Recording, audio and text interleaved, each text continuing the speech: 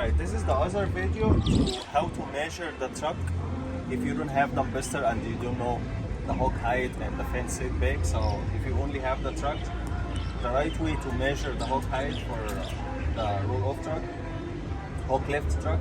So find like something straight, like level, putting the level here, because the bottom tube it should be right there, and that's a little bit height. So make sure find like some straight metal or level or something, putting right there. Then you can measure from here the bottom of the level to the hog area. As you see here, this guy it's 36. The hog height for this truck it's 36. Like this. And the fence setback, how to measure the fence from the truck. So we're gonna go in, putting the level over there.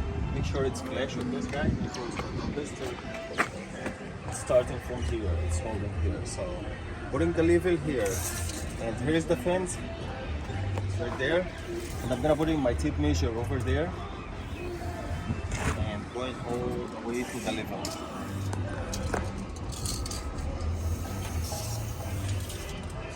Like this. So you can come here, Nick. It's 114, as you see right there. When you measure the fence, make sure from the face, from this side. From this side. Putting your tape measure here again. Then you can go all the way to the level right there. It's 114. This is the other way. This is the other way. If you don't have dumpsters and you only have your truck, there is the right way to measure the hog height and the fence setback. All right, thank you.